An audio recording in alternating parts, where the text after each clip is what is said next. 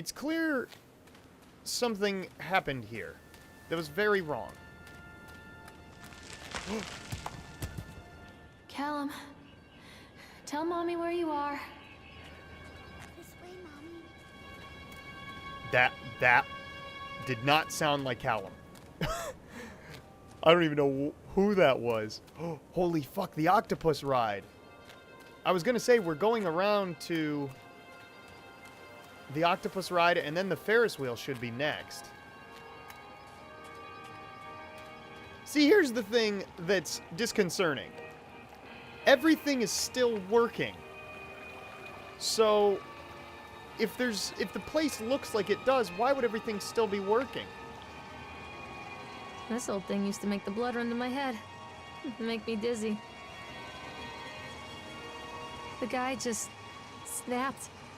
Those poor kids. Eyewitness report. Oh, okay, so this is the Island Park incident. We were waiting for our turn on the ride. Frank, me, and the boys. This fellow in chipmunk suit is making an ice carving while people took photographs. Lawrence wanted to go over to him, but I've always been a bit wary of those suits. They give me the creeps. It's silly, I know. So this is Norma Creed who is saying this. Anyway, the chipmunk man, he was carving and picking away at the ice. At first we thought he was making some animal, like a tiger or a lion.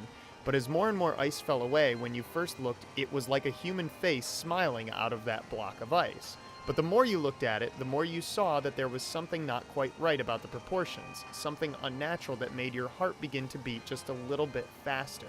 Like you were prey, and that thing in the ice was a hunter. But then these teenagers walked up, and one of them made a face at the carving and said something rude to the guy in the chipmunk suit. And then, well, he went berserk. For a few moments it was chaos. Everybody was running away from the guy, who had one of the teenagers on the ground, and he was stabbing with the ice pick, and blood was spraying, and people were screaming, and Frank and I had the kids, and we were dragging them away as fast as we could.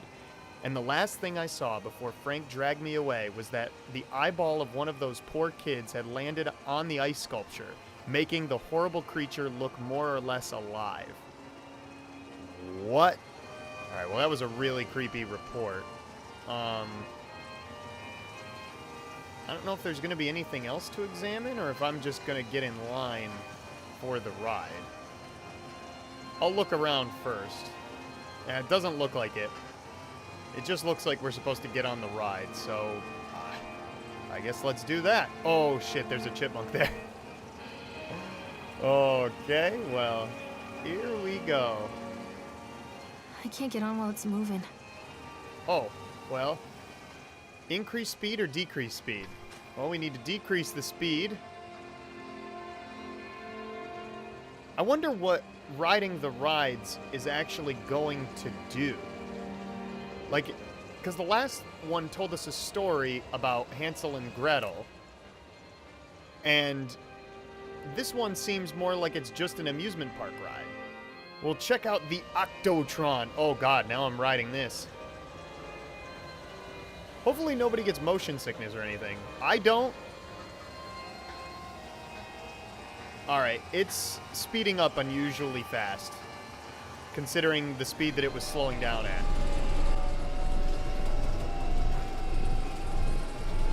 Alright, well that is the creepiest center thing I've ever seen in one of these rides. Oh my god, was somebody in the booth? It looked like somebody was in the booth. Yup, there was... Okay, what the fuck was that? Somebody's definitely in the booth. Oh, I can't see. The ride is going too high. Fuck. Well, now it's slowing down. See, somebody's definitely in there. Is that... Who is that? Is that me? No, that's a witch.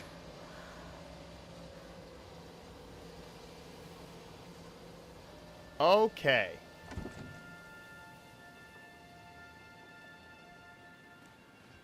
And you're gone.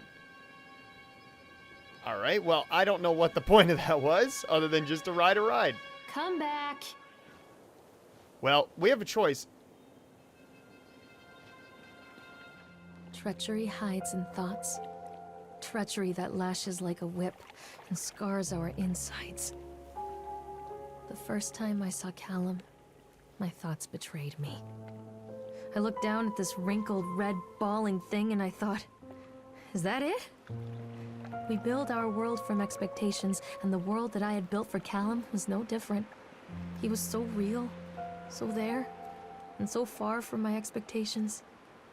They shattered, and as they fell in pieces, that one treacherous thought became a new foundation. All of the love that we shared, all of the warmth and goodness that followed, built on a single, traitorous thought. Was that a person in there? Yeah! Do you fucking see that? Look at that. Watch when it... There's a person back there. Holy shit, that's a lot to read. Alright, well, what I'm going to do is... feel free to pause the video here if you want to read that. I'm just going to glance over it. Okay, so this was Laura Henman. That's who wrote this letter. And just to paraphrase, basically, it's talking about the guy who was in the Chad the Chipmunk suit. Coworkers were complaining that they would see him outside of work, like outside of the amusement park, and he would still be wearing the costume. Like you could see right here, he's still wearing it, wasn't even a work day. And then, like, people have seen him, like, throwing up in a gutter outside the Cycoil station, like a gas station probably. So the guy inside the Chad the Chipmunk costume is Steve the local lush. So his name is Steve. And then Laura said that she just did not want to see him ever again. More or less, she never wanted to see the chipmunk suit again. Whoa! I told you somebody was in there. I told you somebody was in there. Fuck. Fuck that. Wow.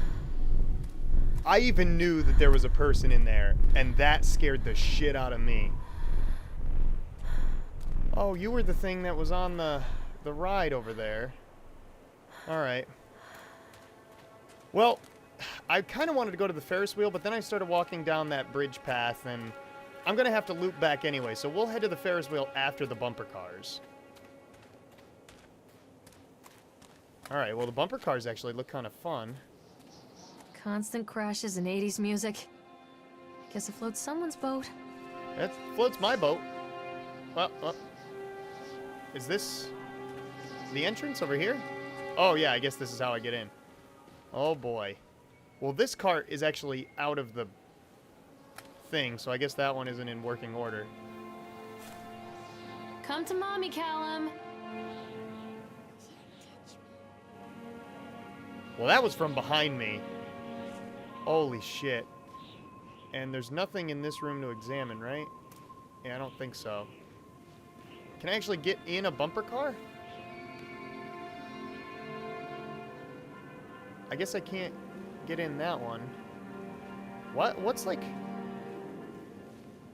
Oh, that's my hand. Those are my hands. Oh, there's a path over there. Holy shit. I wonder if that goes back up to the Ferris wheel. Oh, wait, the lights are on this one. Here we go.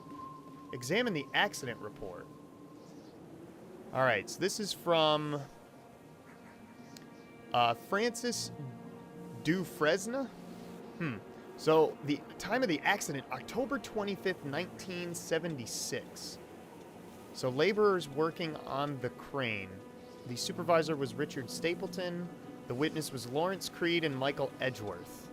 Lawrence Creed, that was, who? No, because Norma Creed was the one with her husband, and her husband's name was Frank. So Lawrence, I wonder if that's a relative. During the transport of the bumper cars into the arena, one of his straps attaching the load to the truck came untied, causing a cascade of bumper cars onto Francis, who was standing directing the driver. Francis was crushed by the weight of the cars. Francis was killed. Wait a minute. Francis... That's the longer version for Frank. So, did Frank die? Did the injured employee see a doctor? Yes. If yes, did you file an employer's portion of a workers' compensation form? Yes. So the supervisor's comment, Dexter, the truck driver, claims to have seen someone on the back of the load undoing the straps. Nobody else reported seeing that. The sheriff has requested that Dexter provide them with urine samples. Well, they think he's, like, hallucinating. What could have been done to prevent this accident or incident? Double checking of the straps after transit should be mandatory, and drug screenings for all drivers. Have the unsafe conditions been corrected? No. Wow. The local laborers are very superstitious, and this hasn't helped. Some of them are refusing to return to work until we have someone from the local church walk the park and exorcise bad spirits. Okay. What's going on? Holy shit. Holy shit.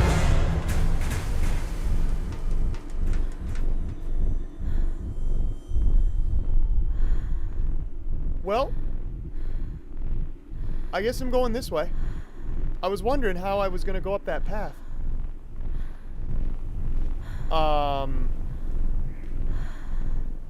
Man.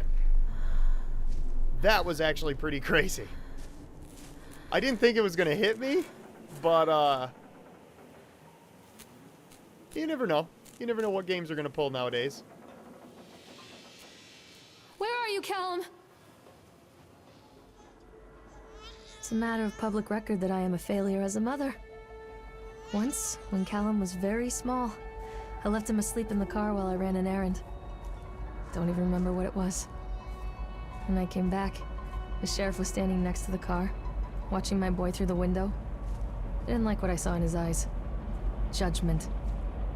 He wrote me the ticket without saying a word. Just the scratch of his pen on the notepad. When he gave it to me, our eyes met. I know what you're going through. My daughter, Helen, she just gets some help. Help was a bolt of lightning. Help was 1,000 volts surging through my veins. Help is agony. I'd rather die. I wanted to scream.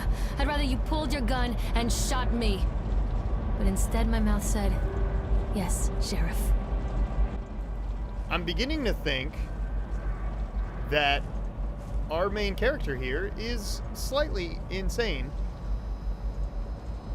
Or she actually might be a less than fantastic mom because of what she just said about the sheriff. Continually delayed by the incompetence of the builders?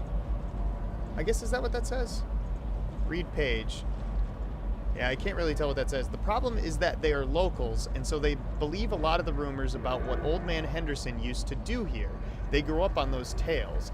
Every time a bolt comes loose or a wrench goes missing, those fools are crossing themselves against the black magic. Of course, that is why I chose this site over all the other potentials. Solomon Island is a nexus for dark energies, and the thought of all that power just dissipating beneath the earth here, it makes my skin crawl. I called in a few favors back in Brooklyn and got someone at the local academy to see if they had any interesting books about local history. Turns out they do, and it turns out that Old Man Henderson has some pretty strong connections to the Brooklyn crowd. Perhaps something he wrote will help me find the piece of the plans that I am missing. Okay. Seems like Old Man Henderson was a crazy SOB. If he knew black magic was here, why would he be building an amusement park here? Well, there's your reference where we are now. Mommy is coming, Callum! Callum isn't responding anymore. And this is a damn big Ferris wheel. Oh, I hear a baby crying. I heard that before, but I didn't really get to comment on that. Alright, well, once again, I probably need to decrease the speed so I can get on. I wonder if I actually increase the speed? Like if I can break it. I'd rather not try that. I'd rather just get on the Ferris wheel. So now this should be a pretty cool sight. Although it's probably going to be just as trippy as everything else.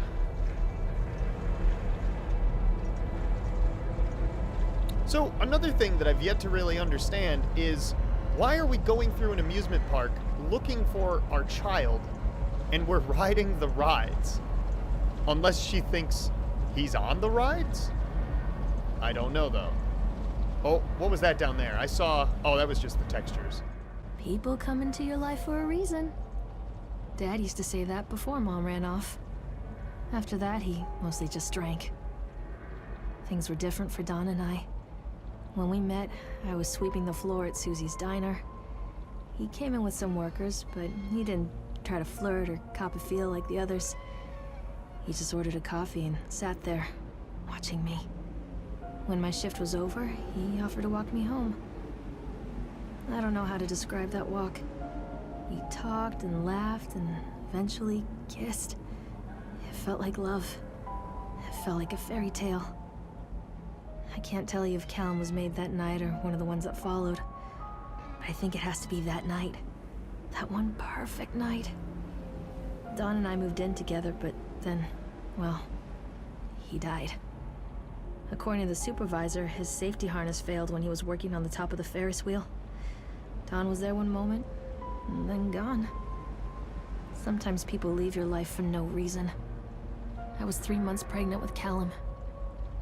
Fairy tale fucking over. Huh. So we're riding the ride that her husband died while he was harnessed up trying to fix it. I would assume that's what this is anyway. Same park. Alright, is somebody else going to be in there? Oh my god, yep, the witch is in there. That is definitely the witch. Holy fuck, that witch is creepy.